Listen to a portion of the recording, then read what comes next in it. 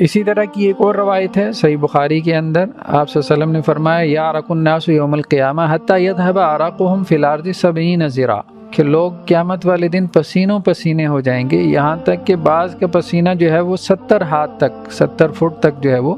پھیل جائے گا۔ وَيُلْجِمُهُمْ حَتَّى يَبْلُغَ آذَانَهُمْ، اور بعض کی تو کانوں تک پہنچ جائے گا اور ان کو لگام ڈالے گا۔ اسی طرح بعض روایات میں یہ ہے کہ اللہ کے رسول صلی اللہ علیہ وسلم نے حضرت موسیٰ علیہ السلام کا تذکرہ کرتے ہوئے فرمایا کہ لا تحیرونی علی موسیٰ، مجھے موسیٰ پہ ترجیح مت دو، فإن الناس یصعقون یوم القیامہ، اب پہلی مرتبہ سور پھونکا جائے گا نا تو سب لوگ بے ہوش ہو کے گر پڑیں گے، پھر دوسری مرتبہ سور پھونکا جائے گا تو سب لوگ جو ہے وہ اٹھ کر کھڑے ہو جائیں گے۔ تو اب یہ جو دوسری مرتبہ کا سور پھونکا جائے گا تو آپ صلی اللہ علیہ وسلم اس کے بارے میں کہہ رہے ہیں فَأَكُونُ فِي أَوَّلِ مَن يُفِيقُ، تو سب سے پہلے جو ہے جس کو ہوش آئے گا وہ میں ہوں گا۔ فَإِذَا مُوسَىٰ بَاطِشٌ بِجَانِبِ الْعَرْشِ، لیکن میں دیکھوں گا کہ موسیٰ جو ہے وہ مجھ سے پہلے عرش کے پائے کو تھامے ہوئے ہیں۔ فَلَا أَدْرِي أَكَانَ مُوسَىٰ فِي مَنْ صَعِقَ فَأَفَاقَ قَبْلِي، اب مجھے نہیں پتا کہ موسیٰ بھی ان لوگوں میں تھے کہ جن کے اوپر بے ہوشی طاری ہوئی اور وہ مجھ سے پہلے ہوش میں آ گئے، او کان ممن استثنى اللہ، یا موسیٰ ان لوگوں میں سے ہیں کہ جن کو اللہ نے مطلب اس سے مستثنا رکھا، یعنی وہ بے ہوش ہی نہیں ہوئی ہے۔ میدان حشر میں ایک چیز جس کا ذکر مطلب کثرت سے ملتا ہے، وہ جسے ہمارے ہاں اپنی مطلب مذہبی اصطلاحات میں پل صراط کہہ دیتے ہیں لوگ، تو صراط رستے کے معنی میں، تو بہرحال جہنم کے اوپر سے سب لوگوں نے گزرنا ہے، ٹھیک ہے، جس نے بھی جنت میں داخل ہونا ہے اس نے جہنم کے اوپر سے گزر کے داخل ہونا ہے، اس چیز کو جو ہے وہ صراط کہا گیا، یا بعض احادیث میں جو الفاظ ہیں وہ صراط کے نہیں جسر کے الفاظ ہیں، جسر پل کے معنی میں، تو اس کے حوالے سے کچھ روایات میں تذکرہ ہے اس کی صفات کا، تو یہ صحیح بخاری کی روایت ہے۔ یحلس المؤمنون من النار،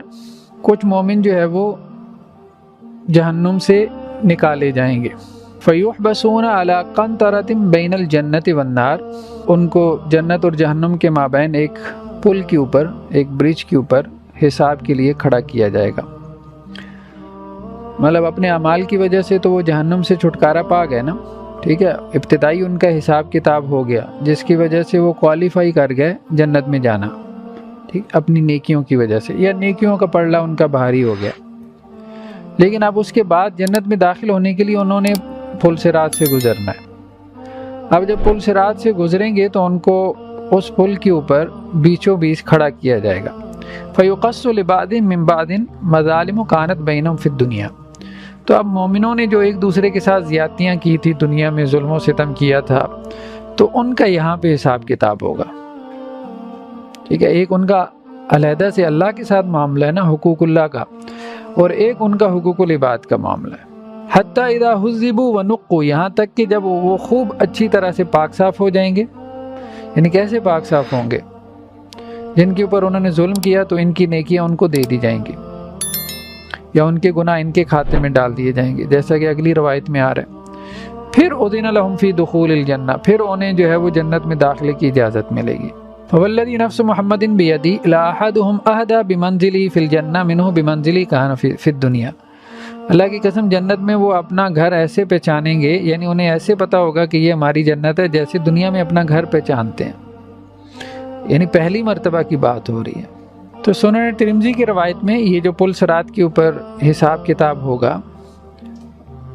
اس کا تذکرہ جو ہے وہ اس طرح سے رسول اللہ صلی اللہ علیہ وسلم نے فرمایا،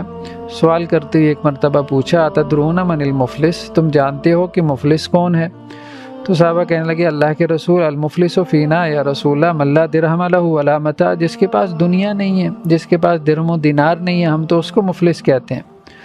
تو قال رسول اللہ صلی اللہ علیہ وسلم، اللہ کے رسول نے کہا المفلس من امتی من یاتی یوم القیامہ، میری امت کا مفلس وہ ہے جو قیامت والے دن بصلاتی نمازیں لے کے آئے،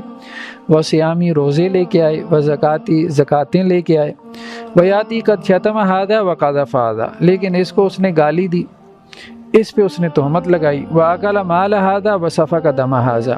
اس کا مال کھا گیا، اس کا اس نے خون بہایا، وَضَرَبَ هَذَا، اس کی اس نے پٹائی کی، فَيَقْعُدُ فَيَقْتَصُّ هَذَا مِنْ حَسَنَاتِهِ، تو اب وہ بیٹھے گا، یعنی اس کو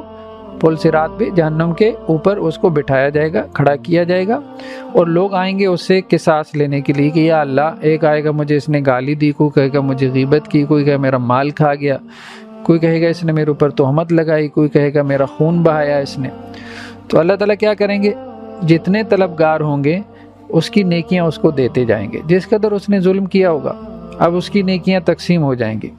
وَهَذَا مِنْ حَسَنَاتِهِ، اس کو اس کی نیکیاں مل گئیں، اس کو اس کی نیکیاں مل گئیں۔ فَإِنْ فَنِيَتْ، بعض اوقات یہ بھی ہوگا کہ اس نے بہت نیکیاں کی لیکن ظلم و ستم بھی بہت کیا، تو اب اس کی نیکیاں ختم ہو جائیں گی۔ فَإِنْ فَنِيَتْ حَسَنَاتُهُ، اگر اس کی نیکیاں ختم ہو گئیں، قبل أن يُقْتَسَّمَ عَلَيْهِ مِنَ الْخَطَايَا أُخِذَ مِنْ خَطَايَاهُمْ، تو پھر کیا کیا جائے گا؟ پھر لوگوں کے جو گناہ ہوں گے وہ اس کے کھاتے میں ڈال دیے جائیں گے کہ بھائی اب اس کے پاس نیکیاں تو رہ نہیں گئیں کہ جس کی صورت میں تمہیں قصاص دلوایا جائے، تو اب تم کیا کرو، اپنے گناہ اس کے کھاتے میں ڈال دو۔ فَطُرِحَ عَلَيْهِ ثُمَّ طُرِحَ فِي النَّارِ، پھر وہ جہنم کے اندر پھینک دیا جائے گا، یعنی پہاڑوں جیسی نیکیاں لے کے آئے گا لیکن اپنے حقوق العباد کی وجہ سے وہ سب تقسیم کروا دے گا، اور لوگوں کے بلکہ گناہ لے کے جو ہے وہ جہنم میں چلا جائے گا۔